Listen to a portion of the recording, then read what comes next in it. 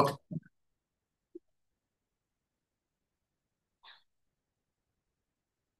ఓకేనమ్మా. సో మనది మనం పని చేసుకుందాం. హలో.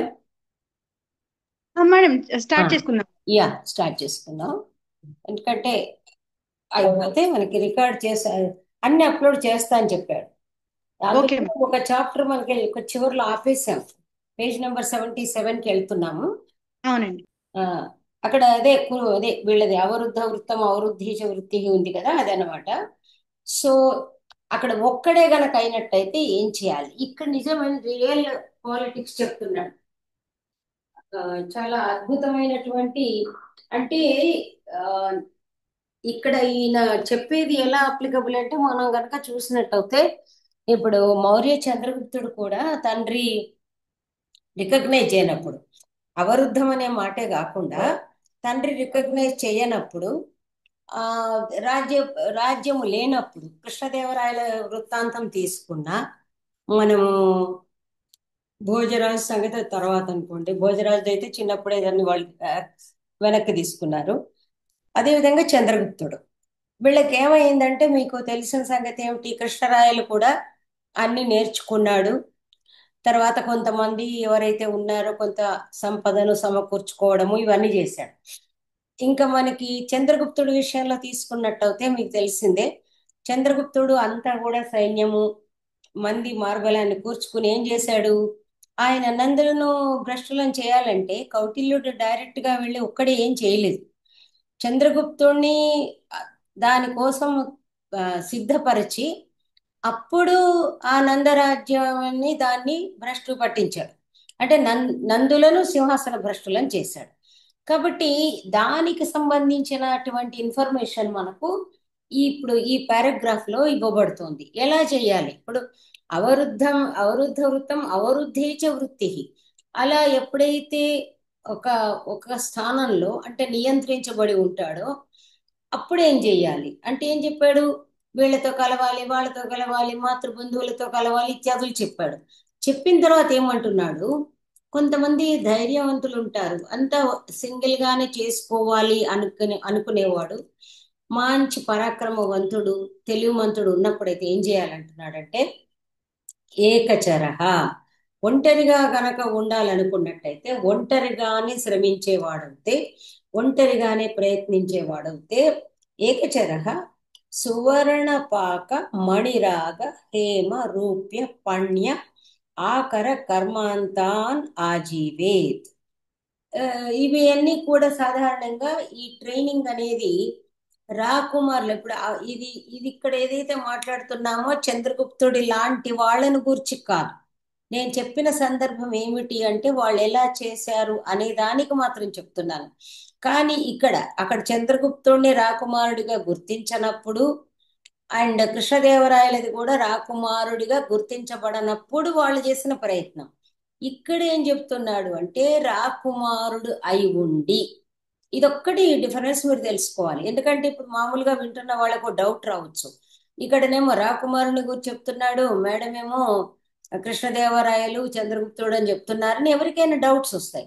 అందుకని అది ఓన్లీ ఆ ప్రయత్నాలకు సంబంధించినంత వరకే మనము సామ్యం తీసుకోవాలి. కానీ ఇక్కడ రాజకుమారుడు అయినవాడు తండ్రి అంటే అక్కడ ఇంకా సింహాసనంలో యవరాజ్య పట్టాభిషిక్తుడు కానివాడు, రాజ్యం వస్తుందో లేదో అని ఎవరికైతే ఉంటుందో అలా ఉంచబడిన వాడు ఏం చెయ్యాలి అనేది ఇక్కడ చెప్తున్నాడు.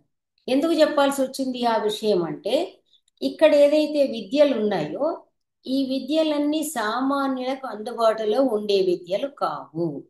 అందువలన నేను మళ్ళీ ఒక స్టెప్ వెనక్కి వెళ్ళి మీకు ఈ వివరణ ఇవ్వాల్సి వచ్చింది. రాకుమారులకు ఎలా ఉంటుంది అంటే చతుషష్ఠి కళలు నేర్పిస్తారు. అంటే ఎన్ని రకాల విద్యలు, ఇప్పుడు ఏదైతే మనం బ్రాంచెస్, ఓరియంటల్ ట్రైనింగ్ ఇవన్నీ ఏమని మాట్లాడతామో, మీరు ఒకటి బాణుడిది నేను తర్వాత పంపిస్తాను. బాణుడి కాలంలో విద్యా విధానం అనేది కూడా ఒకటి ఆర్టికల్ రాశాను, అది ఇప్పుడు లేదు కానీ ఆ, మామూలుగా ఎన్ని రకాల విద్యలు ఉంటాయి అనేది రాకుమారుడు మనం కాదంబరి చదివినట్టయితే చంద్రపీడుని విద్యాభ్యాస ఘట్టంలో ఎన్ని రకాలు ఉన్నాయో అన్ని రకాల ఆ చతుషష్ఠి లిస్టెడ్ ఉంటాయి అన్నమాట. కాబట్టి వాళ్ళకి మనకి రాజులు రత్నాల వర్తకులు రాగానే రత్నాలను పక్క వాళ్ళని పరిశీలించమంటారు అంటే రాజుకు తెలియదని కాదు. That please you have to be very clear. నిజానికి రాజులకి కూడా రత్న పరీక్ష శక్తి ఉంటుంది. వాళ్లకు ఉంటుంది కాబట్టి, రత్న పరీక్ష శక్తి వాళ్ళకు ఉంటుంది కాబట్టి సెకండ్ ఒపీనియన్ అనుకోండి, లేదా ఒక జస్ట్ ఒక మాట అనుకోవడం కోసం అడుగుతారు. కానీ ఈ రాజులకి అంటే యువరాజులకు రాకుమారులను ఏం చేస్తారు అంటే సకల విద్యా ప్రావీణ్యుల్ని చేస్తారు. అన్నీ వచ్చి ఉండాలి వాళ్ళకి. కాబట్టి ఇక్కడ ఏం చెప్తున్నాడు, ఇన్ని రకాల విద్యలు చెప్పాడు. సువర్ణపాక ఆ రోజు మీకు చెప్పాను, అంటే గోల్డ్ ప్లేటింగ్ ఉంటుంది. గోల్డ్ ప్లేటింగ్, తర్వాత మణిరాగము, మణులకి కూడా కలరింగ్. ఇప్పుడు మణులు అనేవి మీకు తెలిసిందే, మైనింగ్ లో రా రా డైమండ్స్ ఏ ఉన్నా కూడా గుర్తే పట్టరు. రాయేదో రత్నం ఏదో అంటారు. అది ఎవరు తెలుసుకుంటారు అంటే ఓన్లీ ఎక్స్పర్ట్స్ తెలుసుకుంటారు. కాబట్టి మణిరాగ అంటే డైమండ్స్ ని కూడా వాటిని ఎలా రిఫైన్ చేయడం అనేది ఏదైతే ఉంటుందో అది. తర్వాత హేమ అంటే ఏదైతే బంగారం ఉంటుందో ఆ బంగారానికి సంబంధించినటువంటి ఆ పనులు, మన నాలెడ్జ్, జ్ఞానము. ఆ తర్వాత వెండి, బంగారు వెండి వీటిని గూర్చి తెలిస్తే, వాటి నాణ్యతను గూర్చి తెలిస్తే హేమరూప్య పణ్య అంటే మామూలుగా ఒకటి ఈ సువర్ణ పాకం అంటే గోల్డ్ ప్లేటింగ్, బంగారం కరిగించి ఎలా చేయడము అది ఒకటి రావడము. తర్వాత మణులకు సంబంధించింది మణిశాస్త్రం అన్నమాట. తర్వాత బంగారు వెండి ఇత్యాది వస్తువుల యొక్క నాణ్యం తెలిసి ఉండడము. పణ్య అంటే వాటి క్రయ విక్రయాలు, వాటి నాణ్యత తెలిసి ఉండడము. ఆకరము అంటే గనులకు సంబంధించి గనులకు వెళ్ళే గనులకు సంబంధించిన కర్మ. గనుల అంటే రిలేటెడ్ టు మైనింగ్, అందులోకి వెళ్ళి తవ్వడమే అక్కర్లేదు. ఎందుకంటే మీకు ఇది కూడా అర్థశాస్త్రంలో దీని తర్వాత మనం ఏదైతే చదువుకుందామో అని ఒక రోజు సిట్టింగ్ పెట్టుకొని లిస్ట్ అవుట్ చేసుకుందాం. ఇందులో చాలా ఇంట్రెస్టింగ్ ఏముంటుంది అంటే ట్రేసింగ్ ద ఓర్స్, అంటే గనులు ఎక్కడ ఏ గనులు ఉన్నాయో ఎలా తెలుసుకోవాలి అనేది ఒక దానిలో ఉంది. మన అదేంటి ఆకరాధ్యక్ష అని ఉంటుంది, సూపరింటెండెంట్ ఆఫ్ మైన్స్ అని. అది ఎంత అద్భుతంగా ఉంటుంది అంటే ఫార్చునేట్లీ మా బ్రదర్ మైనింగే చేశాడు. అతన్ని ఒకసారి నేను కాన్వర్జేషన్లో అడిగాను అన్నమాట, ఇలా ఉంది జియాలజీ అంటే 100% డిపెండెన్స్ కాదు, కానీ that also will be one of the factors. అక్కడ ఏంటి అంటే ఈ చెట్టు దగ్గర ఈ ఈ ర- ఈ ర- ఇక్కడ నీళ్లు ఈ రకంగా ఈ రంగులో ఉన్నాయి అని అంటే అక్కడ ఏది దొరుకుతుందో, ఏ ధాతువు దొరుకుతుందో అనేది తెలుస్తుంది అనేది మన దీనిలో ఇస్తాడు కౌటిల్యుడు అర్థశాస్త్రంలో. దానికి సపోర్టింగ్ గా నేను మన జియాలజీ పుస్తకం కూడా ఇంగ్లీష్ ఏదో కొంచెం వచ్చు కాబట్టి మా లైబ్రరీలో, యూనివర్సిటీ లైబ్రరీ పెద్ద లైబ్రరీ కదా, జియాలజీ పుస్తకం చదివితే అందులో కూడా అక్కడ డిస్క్రిప్షన్స్ ఇక్కడ డిస్క్రిప్షన్స్ టాలీ అయ్యాయి అనమాట. ఇందాక మనం ఏదైతే రీసెర్చ్ అనుకున్నామో కొంచెమన్నా మనకు రెఫరెన్సెస్ దొరకాలన్నమాట. కాబట్టి అలాంటిది. కాబట్టి ఇక్కడ ఏంటి అంటే బంగారు వెండి, తర్వాత గనులకు సంబంధించిన విద్య, కర్మాంతం అంటే ఫ్యాక్టరీలు అన్నమాట, కర్మాగారాలు. గనులు వేరు, కర్మాగారాలు వేరు. కర్మాగారాల్లో ఏముంటుంది అంటే ఆల్ ఆ మెటలర్జీ అని మనం అంటాము. ఆ మెటలర్జీ మెటల్స్ అది ప్యూరిఫికేషన్ ఆఫ్ మెటల్స్ కూడా కౌటిల్య అర్థశాస్త్రంలో ఉంది. మనం ఒక లైన్ చెప్పుకోవాలంటే 10 లైన్లు మనం రెఫరెన్స్ వేరే తీసుకోవాల్సి వస్తుంది. కాబట్టి ప్యూరిఫికేషన్ ఆఫ్ మెటల్స్ అనేది కూడా ఇందులో వస్తుంది.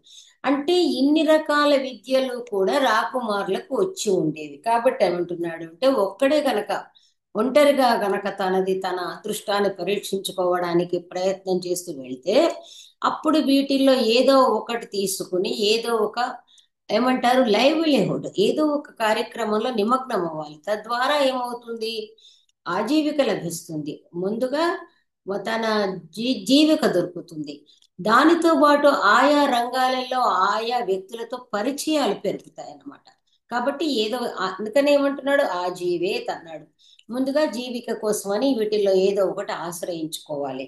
ఆశ్రయించుకున్న తర్వాత ఇంకా రకరకాలు చెప్తూ ఉన్నాడు. ఇది కాకపోతే ఇంకా ఏం చేయొచ్చు అంటే చెప్తున్నాడు ఇక్కడ. ఆ పాషండ సంఘ ద్రవ్యం, అశ్రోత్రియ భోగ్యం, దేశ ద్రవ్యం ద్రవ్యం, ఆఢ్య విధవా ద్రవ్యం వా గూఢం అనుప్రవిశ్య. ఇది కూడా చెప్తున్నాడు. ఏం చెప్తున్నాడు అంటే పాషండులు అంటే కొంచెమంది అంతా నాస్తికులు అని అంటారు.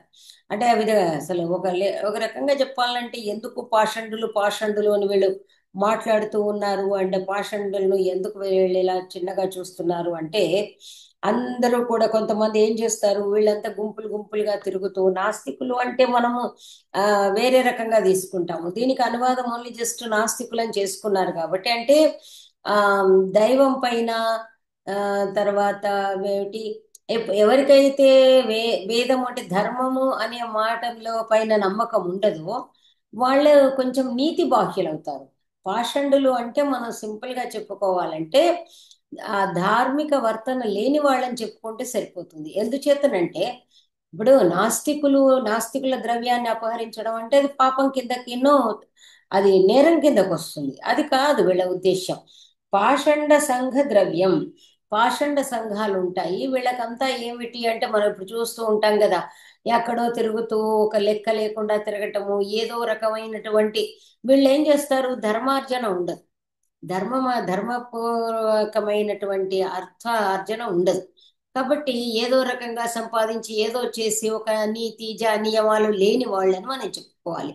అలాంటి వాళ్ళ ద్రవ్యాన్ని అపహరించడంలో తప్పు లేదు అని ఇక్కడ కౌటిల్యుడి ఉద్దేశ్యం అన్నమాట. వాళ్ళ ద్రవ్యం గాని. అశ్రోత్రియ భోగ్యం అంటే, శ్రోత్రియుడు అంటే మనం ఎప్పుడు గుర్తుపెట్టుకోవాల్సింది ఏంటంటే సదాచార సంపన్నుడైన వేదవేత్త అయిన బ్రాహ్మణుడు. అంతేగాని శ్రోత్రియుడు అనగానే ఏదో జంధ్యం పోగేసుకుని అడ్డమైనవి చేసేవాడు కాదనమాట. కాబట్టి అసలు శృతం జానాతి, శృతిం జానాతి, అతడే శ్రోత్రియుడు గాని అది లేనివాడు కాడు. కాబట్టి శ్రోత్రియ అన్న పదం ఇక్కడ కౌటిల్యుడు ఎక్కడ వాడినా కూడా మంచి వేదవేత్త అయిన మంచి విద్వాంసుడైన బ్రాహ్మణుడు. అతడికి చెందిన దాన్ని ముట్టుకోకూడదు. అశ్రోత్రియ భోగ్యం, శ్రోత్రియుడు కానివాడు ఏదైతే ఉంటుందో అలాంటిది ఏదైతే ఉంటుందో ఆ ధనం అపహరించవచ్చు. అదే విధంగా దేశద్రవ్యం అంటే దేవుని ద్రవ్యం అని కూడా ఒక దగ్గర చెప్పుకున్నారు.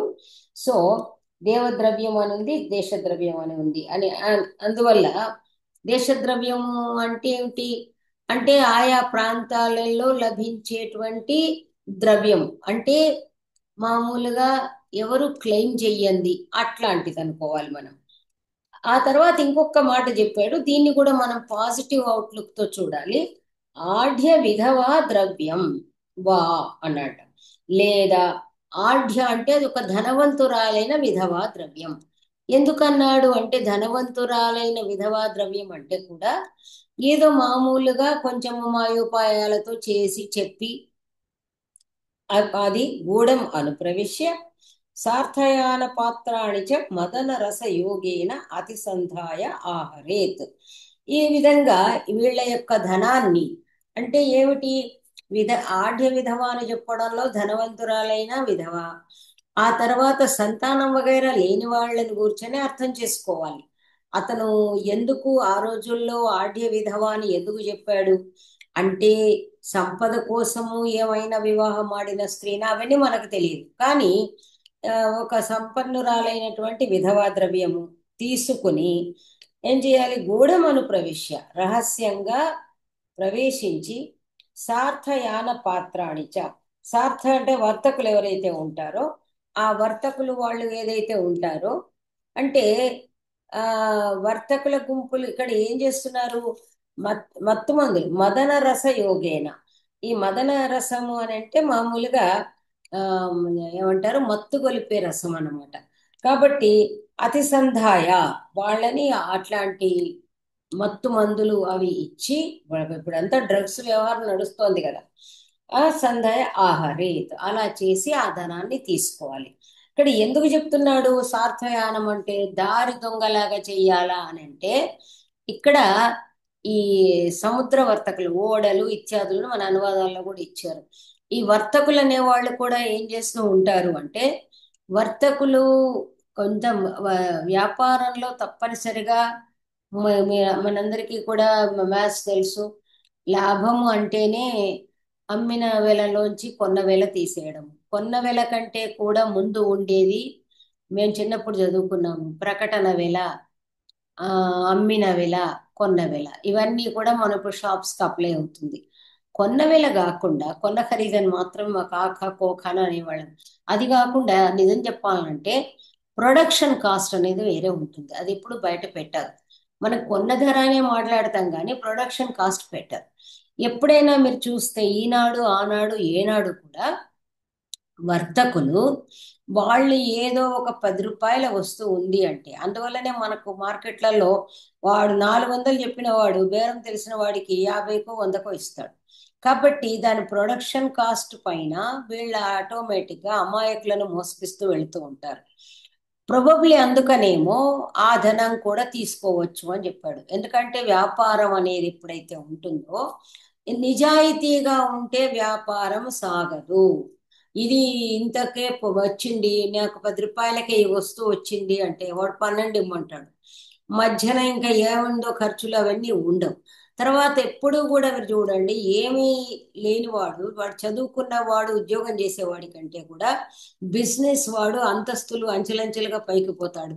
అంటే మీరు గుర్తుపెట్టుకోవాల్సింది ఏమిటి అంటే, ఎప్పుడూ కూడా మోసం ఎంత ఉంటే ఎంత, అంటే మోసం అనే మాట కంటే కూడా అత్యధికమైనటువంటి లాభాలు లెక్క వేసుకుంటేనే అంత త్వరగా పైకి వెళ్ళిపోతారు, లేకుంటే వెళ్ళరు. అదేదన్నా తీసుకోండి. ఎలా ఇప్పుడు మనకి ఇప్పుడు పెద్ద పెద్ద బిజినెస్ వాళ్ళు ఉన్నారు కదా అంటే, దట్ యూ క్యాన్, బికాజ్ ఇప్పుడు కూడా వాళ్ళని ఏం చేస్తున్నారు, కొన్నాళ్ళ తర్వాత వాళ్ళకి బయటపడుతున్నాయి, ఇది ఇలా వచ్చింది ఇలా వచ్చింది అంటే ఎక్కడో ఒక దగ్గర అవినీతి టచ్ అనేది ఉంటుంది. అందువల్ల అలాంటి వాళ్ళ దగ్గర నుంచి కూడా ధనము తీసుకోవచ్చును అని చెప్పినట్టు అయ్యిందన్నమాట.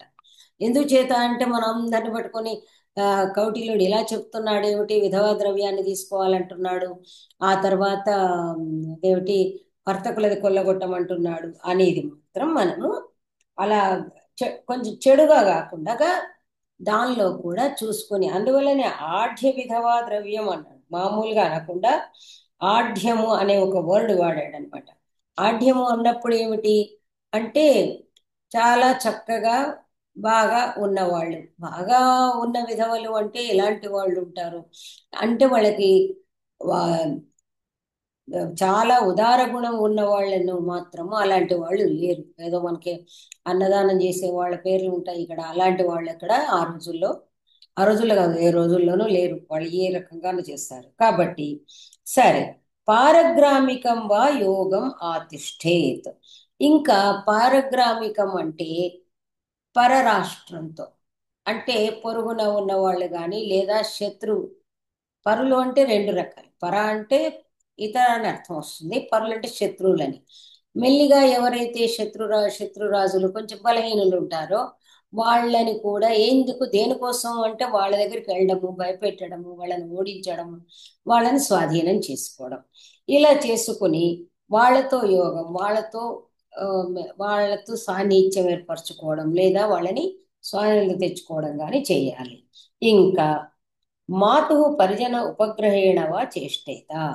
ఇది అది కాకుంటే తల్లి వైపు బంధువుల చేత కానీ ఎవరి చేత కానీ అంటే ఏదో విధంగా ఈయన చేసుకోవాల్సింది ఏమిటి అంటే, మనం మ్యాన్ పవర్ మనీ పవర్ రెండు కూర్చుకోవాలి. ఏనకేన ప్రకారేణ మ్యాన్ పవర్ సంపాదించుకోవాలి, మనీ పవర్ కూడా సంపాదించుకోవాలి. ఎందుచేతనంటే అన్ని రిసోర్సెస్లోకి కూడా ఇంపార్టెంట్ రిసోర్సెస్ ఈ హ్యూమన్ రిసోర్సెస్ అంటాం కదా.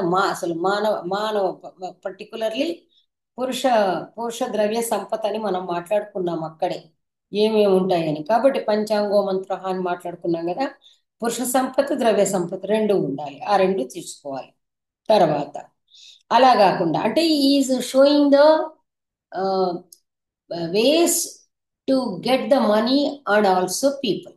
ఇది మనం రాజకీయ దృష్టితోటే చూడాలి. ఇప్పుడు రాజకీయ దృక్కోణంలో 100% ఇది జరుగుతుంది అనేది మనం ఒక్కొక్క ఇన్సిడెంట్ తీసుకుంటే కనుక మన ఆమ్, సమకాలీన సమాజంలో మన తెలంగాణలో మన హైదరాబాదులో మనం తీసుకున్నట్టయితే మీకు హండ్రెడ్స్ ఆఫ్ లివింగ్ ఎగ్జాంపుల్స్ దొరుకుతాయి ఎలా చేస్తున్నారు ఈ రాజకీయ నాయకులు.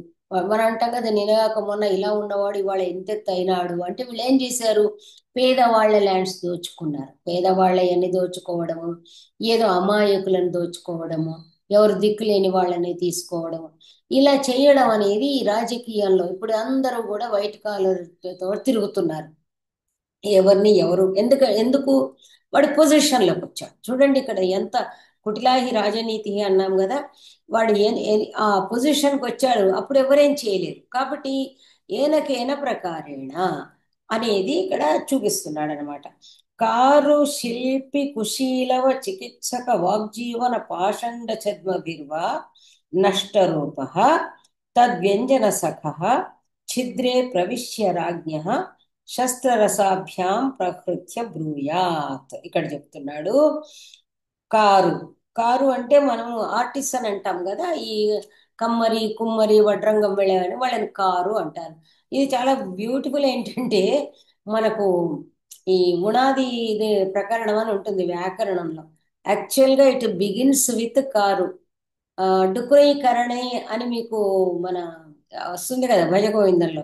డుక్రయీకరణే సో క్రొయి డుక్రొయి కరణే అన్నమాట చేయడంలో అని క్రుయి అన్నమాట.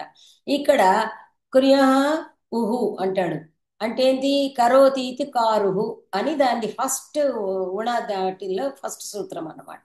అలా ఇక అన్నిటికీ కూడా లేని అన్ని కూడా ఇలా చెప్తూ ఉంటారు వ్యుత్పత్తి. కాబట్టి కారు అంటే చేసేవాడు, కాబట్టి ఏమిటి ఆర్టిసన్ అన్నమాట. ఈ మామూలుగా కమ్మరి కుమ్మరి మనము బ్లాక్ స్మిత్ గోల్డ్ స్మిత్ వీళ్ళందరూ ఆల్ దీస్ కమాండర్ కారు. శిల్పి, శిల్పి అంటే మనకు తెలిసిందే ఎవరి శిల్పం అంటే ఓన్లీ శిల్పం చెక్కడమే కాదు, ఎనీ ఫైన్ ఆర్ట్ మనం ఏదైతే అంటే హస్తకళలు అంటాం కదా మనం, హస్తకళలన్నీ కూడా శిల్పం కిందకే వస్తాయి. ఒక బొమ్మ గీయడం కానీ ఒక చెక్కడం కానీ ఒకటి అల్లుకోవడం కానీ, సో ఇది శిల్పి. కుశీలవ, కుషి అంటే మనం ఏదైతే హ్యాండ్ ఇది హస్తకళలు అంటే బాగుంది మనకు హ్యాండీక్రాఫ్ట్స్ అంటారు కదా అదనమాట హస్తకళలు. సో కుశీలవులు అంటే తిరుగాడుతూ డాన్స్ సింగింగ్ చేసేవాళ్ళు. అంటే డాన్సింగ్ ట్రూప్స్ ఈ రోజుల్లోనేమో పబ్బులు క్లబ్బులు అయినాయి కానీ ఆ రోజుల్లో మా చిన్నతనంలో కూడా ఈ వాళ్ళు ఏం చేసేవాళ్ళు పాపం పొట్ట కోసం అని చాలా చక్కగా అబ్బాయిలు కూడా అమ్మాయిల వేషం వేసుకుని వీధుల్లో డాన్సెస్ చేసేవాళ్ళు. వాళ్ళు స్వయంగా పాడుకునేవాళ్ళు, వాళ్ళ అందమే అందము. ఈనాటి సినిమా వాళ్ళు కూడా ఎందుకు పనికిరానంత అందాలన్నమాట. అలా మంచి అందంగా ఉన్నవాళ్ళు ఇప్పుడు మనకి పాత సినిమాల్లో కూడా ఈ స్ట్రీట్ డాన్సర్స్, తర్వాత గూఢచారులు కూడా స్ట్రీట్ డాన్సర్స్ గా ఉన్నది మీరు చాలా సినిమాల్లో చూశారు కదా. ఆ విధంగా ఈ డాన్సర్స్ అన్నమాట. అది కూడా ఒక ఆర్ట్. వాళ్ళని కుషీలవులు అంటాం మనం. ఏరువాక సాగారు ఆ పాటలు ఇవన్నీ కదా, వాళ్ళంతా కూడా డాన్స్ మ్యూజిక్ తోటి తిరిగే వాళ్ళని కుషీలవులు అంటారు. చికిత్సక, చికిత్సక అంటే మనకు మామూలుగా ఏదైతే రాయల్ ఫిజిషియన్ గా కాకుండా ఈ జడీ బూటీ అంటాం కదా మనం, ఈ వేళ్ళు వగైరా అమ్ముతూ ఇది చేస్తాము అది చేస్తాము చికిత్స చేస్తాము అని అంటారు కదా. ఆ చికిత్సకులకు ఏమవుతుంది అంటే అది కూడా మనం సినిమాల్లో చూస్తాం. అది ఒక గూఢచారి ఉండొచ్చు ఎవడైనా ఉండొచ్చు, ఎందుకంటే అక్కడికి నలుగురు 10 మంది పోగవుతారు, 10 మంది పరిచయం అవుతారు. సో ఆ విధంగా చికిత్సక. వాగ్జీవన ఇక మామూలుగా చక్కగా చిత్రంగా మాట్లాడి చక్కటి కబుర్లు చెప్పి మాట్లాడి జీవించేవాడు. పాషండ, పాషండ అంటే మనం చెప్పింది అంటే వాడు ఇక అంతే పాషండు. నాస్తికుడని కాకుండా మామూలుగా చాలా విచ్చలవిడిగా తిరిగేవాడు. ఛద్మభిహి అంటే ఈ ఈ వేషాల్లో ఇవ్వడానికి రాకుమారుడు అయినప్పటికీ కూడాను ఆ అతడు ఏదో ఒక దాన్ని ఆశ్రయించుకోవాలి. ఒక కారు రూపంలోనో అంటే ఒక ఆ, కర్మకారుడి రూపంలోనో లేదా ఒక శిల్పి రూపంలోనో లేదా కుశీలవ రూపంలోనో లేదా చికిత్సకుని రూపంలో లేదా తన మాటల ద్వారా వాగ్జీవన రూపంలో కానీ పాషండ రూపంలో కానీ నష్టరూప. నష్టరూప అంటే ఇక్కడ అది నశ అదర్శన అదర్శనే అని చెప్తారనమాట.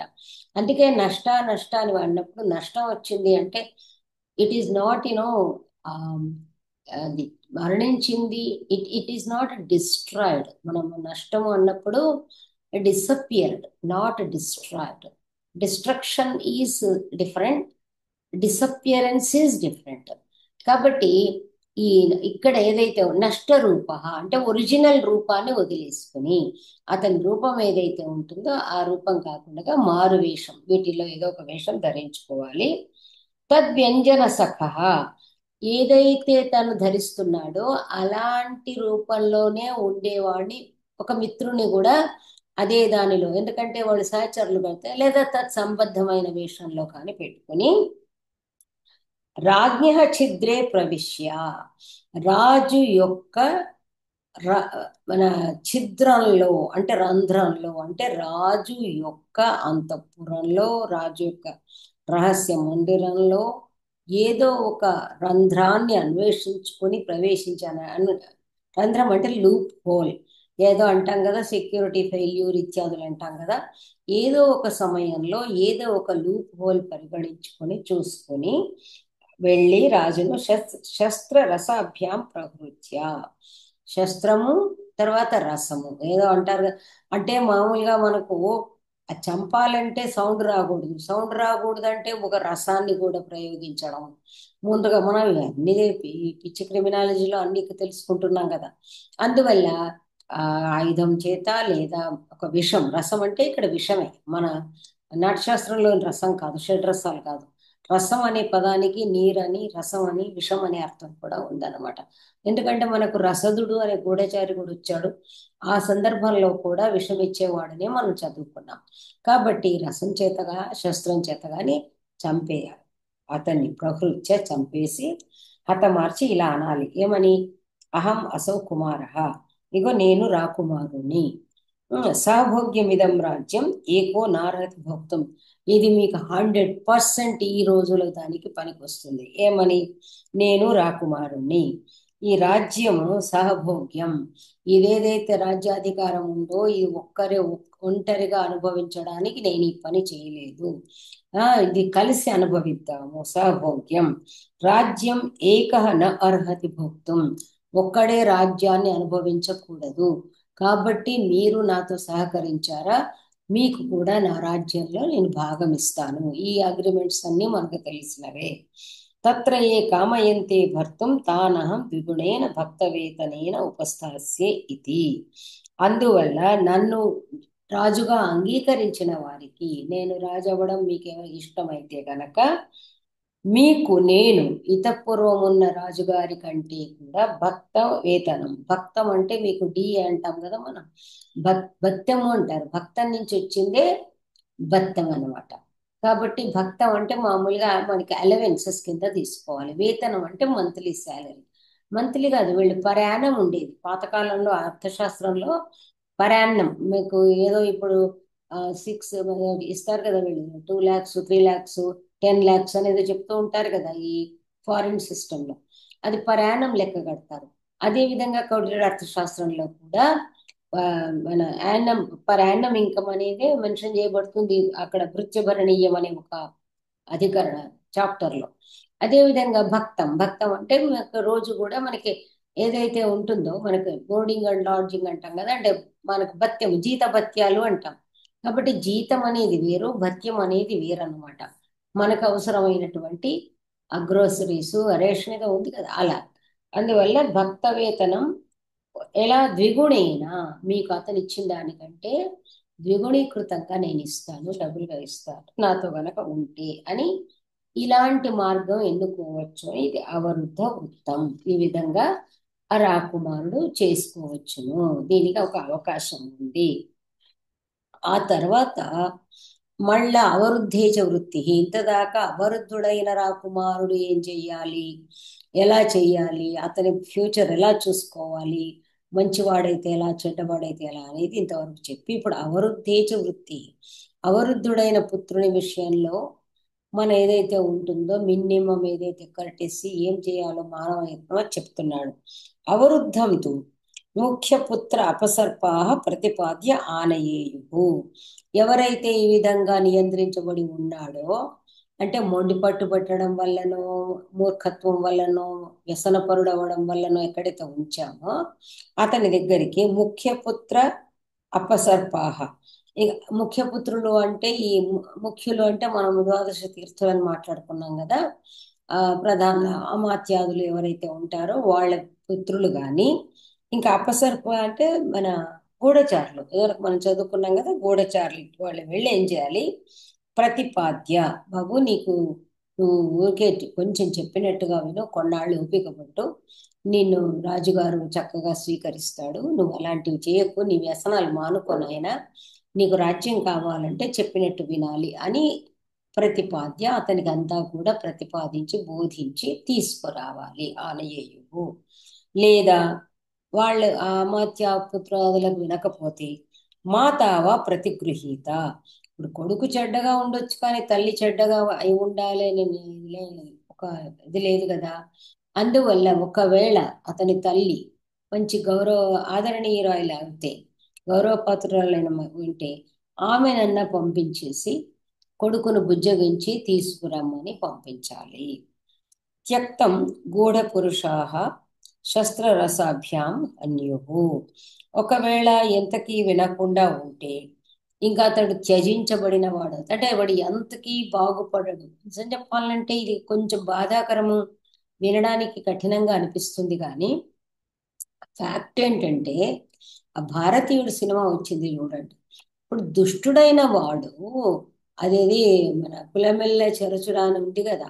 సో ఇక్కడ ఏమవుతుంది అంటే, మామూలుగా ఒక ఇంట్లో దుర్మార్గుడు ఉంటే వాణ్ణి పేగుబంధం అని భరిస్తాం కానీ, నిజం చెప్పాలంటే వాడి వలన ఆ ఇంటికి చేటు, ఇంట్లోని వాళ్ళకి చేటు, వాడి ద్వారా వీధికి చేటు, నగరానికి చేటు, ఇవన్నీ ఉంటాయి. ఎటొచ్చి ఆ దిక్కుమాలిన బంధాల వల్ల ఇప్పుడు ఏదైతే వీళ్ళు ఏడుస్తూ ఉంటారో మీరు చూడండి, టెర్రరిస్టుల వాళ్ళ ఇదేంటి బంధువులు అందరూ నడుస్తుంటారు. కానీ ఆ టెర్రరిస్ట్ వల్ల ఎంత ఎలాంటి పాపం కలుగుతోంది. ఎవరైతే ఈ రేపిస్టులు వెళ్ళి ఉంటారో వీళ్ళ వల్ల చచ్చిపోతే తల్లిదండ్రులు ఏడుస్తారు, వాడు బతికున్నా ఏడుస్తారు, వాడు చచ్చినా ఏడుస్తారు. సో ఇలాంటిది కాబట్టి కౌటిల్యుడి దీని సిద్ధాంతంలో ఒక రాకుమారుడు గనక చెడ్డవాడైతే రాజ్యమే నాశనం అయిపోతుంది. దుర్యోధనుడి విషయంలో పదే పదే చెప్పింది అదే కదా. అందువలన ఏమంటున్నాడు, అలాంటి వాడైతే ఇక్కడ గూఢపురుష శస్త్రరసాభ్యాం హన్యుహు, గూఢచారులు ఆ వాడిని చంపేయాలి. అంటే అసలు ఒక రకంగా చెప్పాలంటే నీతులు చెప్తారు ఏమని, చట్టం అందరికి సమానమే, న్యాయం ముందు అంతా ఒక్కటే, రాజకుమారుడైన ఉరిది అని ఈ మాటలు చెప్తారు ఇక్కడ మన వాళ్ళు. మాటలు చెప్పడమే గాని చేతల్లో రాదు. కానీ ఆ రోజుల్లో మీకు ఇంతకు ముందే చెప్పాను, రామాయణంలో అసామంజుడు అనేవాడిని నగర బహిష్కరణ చేశారు అనేది మనకు వస్తుంది రామాయణంలో. అసమంజుడు అనేవాడిని తండ్రి సాక్షాత్తు బహిష్కరించేశాడు అంతే. ఎందుచేతనంటే ఒక ద్రోహి అనేవాడు వాడు చాలా డేంజర్, వాడు ఒక విషపురుగు కంటే డేంజర్ అన్నమాట. అందువల్ల అంత నిక్కచ్చిగా ఉండేవాళ్ళు అన్నమాట. నిక్కచ్చిగా ఉండకపోతే ఆ లాభం లేదు. వీళ్ళు ఏమనుకుంటారంటే మేమేదో మా ప్రేమ వల్ల ఉంచుతున్నాం అనుకుంటారు కానీ సమాజంలోకి ఒక విష జంతువును పంపిస్తున్నాము అని అనుకుంటారు. So this is the thing అన్నమాట. ఇది చెప్పడంలో ఈ పాఠం కాబట్టి చెబుతున్నాము, ఆచరణ యోగ్యమా కాదా అనేది కాదు. ఆచరణ యోగ్యమే, ఆచరణ సాధ్యమా కాదని మాట్లాడాలి. ఇట్ ఈజ్ ఆచరణ యోగ్యం, ఆచరించదగింది, ఆచరించవలసినది. కాకపోతే ఆచరించ సాధ్యమా కాదా వీక్ హార్టెడ్ పర్సన్స్ కి అన్నప్పుడు మాత్రం అది నిజమే. అక్కడ మాత్రం ఎవరైనా సరే ఏడ్చుకుంటూ తిట్టుకుంటూ మొత్తుకుంటూ అలాగే ఉంటారు. కానీ ఇప్పుడు ఇక్కడ కౌటిల్యుడు చెప్పింది ఈ సిద్ధాంతం అన్నమాట. అది అత్యక్తం. సరే వాడు వదిలిపోయినవాడు కాకుండా ఇక్కడే ఉన్నవాడైతే తుల్యశీలాభి స్త్రీభి పానేన మృగయా వా ప్రసజ్య రాత్ర ఉపగృహ్య ఆనయేయు. ఇంకా లేదు, అది వదిలిపెట్టని వాడైతే వాడిని ఏం చెయ్యాలి అంటే ఎలాగో ఓలాగా తీసుకుని రావాలి. ఎలా? తుల్యశీలాభి స్త్రీభి, సాధారణంగా ఏమవుతుంది, అలాంటి వాడికి యవ్వనం వచ్చిందంటే అలాంటి వాడికి మళ్ళీ మనం ఎగ్జాంపుల్స్ దిక్కులేనని ఉన్నాయి కదా మనకి. క్లబ్బులు పబ్బులు అనుకుంటూనే ఉన్నాం కదా. కాబట్టి వాడికి అలాంటి స్త్రీలతోటి సాహచర్యం ఉంటుంది. ఆ స్త్రీల ద్వారా కానీ, అంటే స్త్రీలను కూడా వ్యామోహ పెట్టి ధనలోభం చూపించి స్త్రీల ద్వారా కానీ, లేదా పానేన, ఇవన్నీ కూడా మనకి ఇంకా ఉన్నాయి కదా ఇప్పుడు అంతా కూడా. పానం, మద్యపానం, మృగయ లేదా వేట, ఏదో దానిలో వాళ్ళని ఇన్వాల్వ్ చేసి దానిలో ప్రసజ్య, దానిలో నిమగ్నమయ్యేట్టు చేసి రాత్రిపూట ఉపగృహ్య ఆనయేయు, మెల్లిగా ఇవన్నీ కూడా రాత్రి చేసే పనులే. స్త్రీలతో ఉండడం కానీ, మధుపానం కానీ, ఇక బయట అనేది పోయినప్పుడు వాడు ఎక్కడ పోతాడో తెలియదు కాబట్టి అప్పుడు మెల్లిగా రాత్రి తీసుకొచ్చేసేసి వెనక్కి తీసుకురావాలి, ఇంటికి తీసుకొని రావాలన్నమాట. తీసుకొచ్చిన తర్వాత ఏం చేయాలి? ఉపస్థితం చ రాజ్యేన మధూర్ధ్వమితి సాంత్వయేత్ ఏకస్థం అత సమృద్ధ్యాత్ పుత్రవాన్ వా ప్రవాసయేత్. ఒకవేళ వాడు వస్తాడు, మొత్తం పని లాక్కొచ్చారు, వచ్చాక ఉపస్థితం, అలా వచ్చి ఉన్నవాడికి మధూర్ధ్వం రాజ్యం తవ ఏవ అని రాజ్యేన సాంత్వయేత్, నా తర్వాత ఈ రాజ్యం నీకే వస్తుంది, నువ్వు బుద్ధిగా ఉంటే నీకే వస్తుంది అని బుజ్జగించాలి. ఏకస్థం, ఒకడే అయితే వాణ్ణి కొంచెము నియంత్రించాలి, అంటే ఎక్కడో తిరుగుతున్న వాడిని అనమాట, వాడిని తీసుకొచ్చి నియంత్రించాలి. పుత్రవాన్ వా ప్రవాసయేత్, ఒక్కడే కొడుకు అయితే వాడు ఏదో విధంగా వంశం కోసం, ఇదివరకు ఏదో మార్గాలు చెప్పారు కదా, వేరే వాళ్ళ చేత పిల్లలు ఇత్యాదులు, ఇదంతా అయిపోయిందా కూడా. ఇప్పుడు ఏం చేయాలి? చాలా మందికి పుత్రులు ఉన్నట్టయితే వీళ్ళని శుభ్రంగా నగర బహిష్కరణ, ప్రవాసయేత్, ఎక్కడికో అడ్రస్ లేకుండా పంపించేయాలి అని. అవరుద్ధ వృత్తం అవరుద్ధేజ వృత్తి అనేది ఏదైతే ఉందో, ఇది మామూలుగా ఎక్కడైనా ఎవరికైనా ఇది అన్వయించేటువంటి విషయం అన్నమాట. తండ్రి ఒకవేళ అనురాగం లేకుండా వదిలేస్తే కుమారుడు ఏం చెయ్యాలి? లేదు, కుమారుడు చెప్పినట్టు వినకపోతే ఏం చేయాలి అనేది కూడా ఒక ఇంపార్టెంట్ విషయం కాబట్టి కౌటిల్యుడు దీన్ని కూడా మనకి వివరించాడు.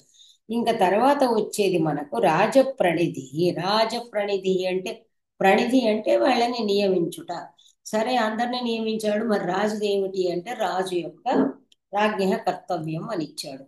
రాజు ఏం చేయాలి, రాజు యొక్క డ్యూటీ ఏంటి, రాజు యొక్క రొటీన్ ఏంటి అని చెప్పేసేసి చాలా అద్భుతంగా ఉంటుంది ఇది. దీనిలో మామూలుగా మీరు ఇళ్లలో కూర్చుని హోంవర్క్ లాగా ఏం చెయ్యాలి అంటే, మామూలుగా మీకు ఏదైనా, మీకు నెహ్రూ లాంటి వాళ్ళ చదివి ఉన్నా కానీ మామూలుగా మీరు డే టైము 1.5 అవర్ 1.5 అవర్ చొప్పున మనకి డివైడ్ చేసుకోవాలి. అది నేను వచ్చేదే బ్రీఫ్ చేస్తున్నాను, రాబోయే టాపిక్. Day 8 parts. మనకి తెలుసు కదా, 12 12, ఇంకా మీకు లెక్కలు నాకంటే బాగొచ్చు.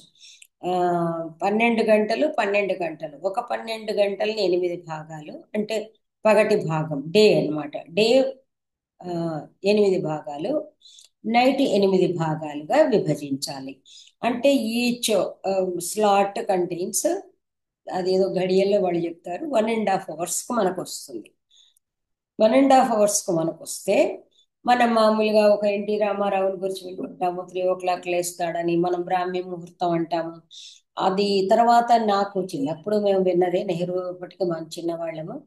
ఆ నెహ్రూ కూడా రాత్రి ఎప్పుడో 2 పడుకునేవాడు, 3 అట్లా లేదో లేచేవాడు, సంథింగ్ చెప్తుంటారు. అంటే ఈ VIPs, those are great people, వాళ్ళ రొటీన్ ఎలా ఉండేదో మనం చూసుకున్నట్టయితే ఆ ఆ స్లాట్స్ మనం మీరు డివైడ్ చేసుకోండి. ఆ డివైడ్ చేసుకున్న తర్వాత అక్కడ ఎర్లీ మార్నింగ్ నుంచి ఏమేమి చేస్తారు అనేది డే ఏదైతే ఉంటుందో, నేను కూడా ఏదో టెంటేటివ్లు చేస్తాను, నా థీసిస్లో కూడా రాశాను, అది కూడా మీకు చూపిస్తాను. ఇక్కడ ఇతనేమో మనం ఓన్లీ టైమింగ్స్ టెంటేటివ్లు చేసుకోవడమే, ఎప్పుడు ఏం చేస్తాడు అనేది చెయ్యాలనేది కౌటిల్యుడే మనకు చెప్పేశాడు. ఎప్పుడు లేవాలి, పూర్వాహన భాగి అంటాడు. ఎప్పుడు అసలు నిజంగా చెప్పాలంటే ఇప్పటికి కూడా అదే ఉంది అనుకుంటాను.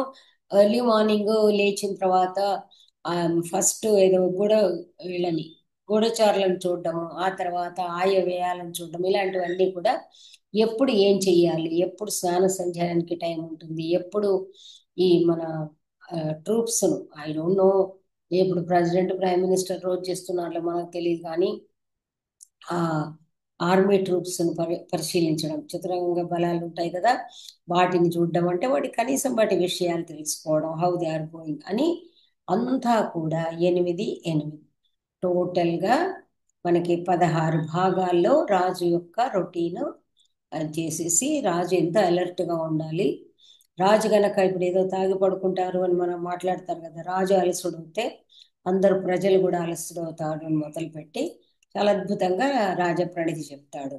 ఆ తర్వాత నిశాంత ప్రణిధి అంటే అంతఃపురం సమాచారం ఎలా ఉండాలి చెప్తాడు. దీంతో ఇది కలుపుకొని 3 చాప్టర్స్ ఉన్నాయి మనకు. రాజప్రణిధి వన్ క్లాస్లో అయిపోతుంది. తర్వాత నిశాంత ప్రణిధి, తర్వాత ఇది ఆత్మరక్షితకం, అది కొంచెం పెద్దగా ఉంటుంది. అంటే ఆ రాజు యొక్క టోటల్ సెక్యూరిటీ వింగ్ ఉంటుంది. అంటే అసలు ఎవరెవరు అంటే కల్పక ప్రసాదక అంటాడు, ఒక కల్పక అంటే యాక్చువల్గా బ్యూటీషియన్ అని కూడా మనం అనుకోవచ్చు అనమాట. సో మసాజరు, బ్యూటీషియన్, ఫుడ్ గివరు, వీళ్ళందరూ కూడా వాళ్ళని ఎలా చెక్ చేయాలి ఇదంతా కూడా అందులో ఉంటుంది. సో ఈ 3 chapters maybe it may take 3 or 4 classes. దీంతో మనకు అద్భుతమైనటువంటి వినయాధికారికం అనేది అయితే ఉందో, అంటే డిసిప్లిన్ అనేది పేరు ఏదైతే ఉందో, దిస్ డిసిప్లిన్ అధికరణ explains discipline of entire universe అనాలి మనం. రాజు, ప్రజలు, అమాత్యులు, పరిపాలకులు, అసలు అందువల్లనే నేను మీకు ఇది చెప్పాలనే నేను అనుకున్నాను. యాక్చువల్గా నేను అనుకున్నది ఈ చాప్టర్ ప్రతి ఒక్కరు నేర్చుకోవాలి, ప్రతి ఒక్కరు చదివి తీరాలన్నమాట. అంటే ఒక గూఢచారి ఎలా ఉండాలి, ఒక అమాత్యుడు ఎలా ఉండాలి, ఎవరు ఎలాంటి వాళ్ళు ఉండాలి, ఎలాంటి సెలక్షన్ ఉండాలి, అందువల్ల దిస్ మోస్ట్ ఇంపార్టెంట్ టాపిక్ అన్నమాట. సో అది మొత్తం పైన మనము వీ హ్యావ్ డన్ ఇట్. అందువల్ల 1 minute రికార్డింగ్ అవసరం లేదు కాబట్టి ఇంద్రబాబు